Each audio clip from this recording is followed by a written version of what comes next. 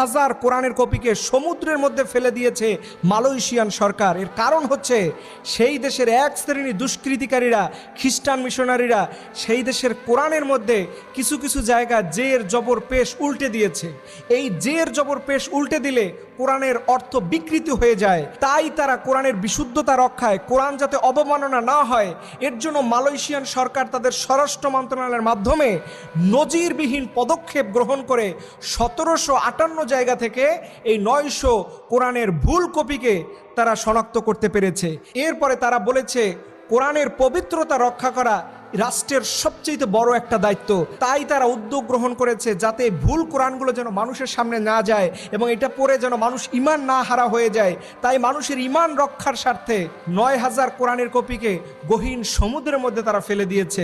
আল্লাহু আকবার। আপনি চিন্তা করতে পারেন যে একটা রাষ্ট্র তার কোরআনের পৃষ্ঠার মধ্যে ভুল দেওয়া হয়েছে, সেইটাও চিন্তা করে। আমি আমাদের দেশের গভর্নমেন্টকে বলবো, আমাদের ধর্ম মন্ত্রণালয় বলবো, এই বাংলাদেশে খ্রিস্টান মিশনারিরা যে কত হাজার হাজার কপি এরকম কোরআনের পৃষ্ঠায় ভুল দিয়েছে, এটার সঠিক তদন্ত করে এই কপিগুলো যেন আমাদের বঙ্গোপসাগরে ফেলা হয়।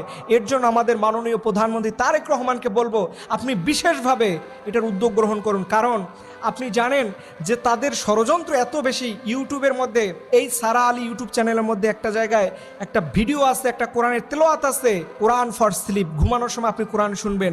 এটা অনেক মিলিয়ন মিলিয়ন ভিউ পেয়েছে।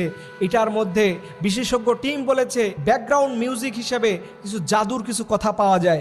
এইভাবে খ্রিস্টান মিশনারিরা, ইসলাম বিদ্বেষী মানুষগুলো, তারা কোরআনকে যাতে মানুষের সামনে ভুল প্রমাণ করা যায়, তাদের সবসময় এটা নিয়ে তাদের মিশন বাস্তবায়ন হচ্ছে।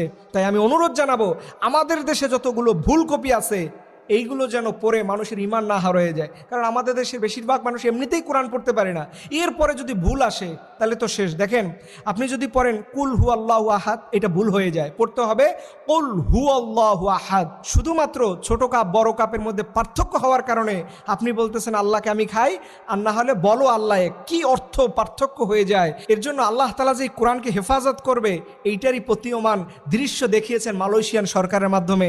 এইটা দেখে যেন গোটা পৃথিবীর রাষ্ট্রনায়করা, স্বরাষ্ট্র মন্ত্রণালয় তারা উদ্যোগ গ্রহণ করে যাতে করে ভুল কোরআনের কপি না থাকে। কারণ আল্লাহ বলছে ইন্না নাহনু নাযালনা যিকরা ওয়া ইন্না লাহু লাহাফিজুন। এর জন্য আমি বলবো স্বরাষ্ট্র মন্ত্রণালয় এবং ধর্ম মন্ত্রণালয় যেন অতি দ্রুত কোরআন বিশুদ্ধতার রক্ষায়, কোরআন অবমাননা রোধ করার রক্ষায় আল্লাহ তাআলা আমাদের রাষ্ট্রকে এই কাজটা করার সুযোগ দান করে।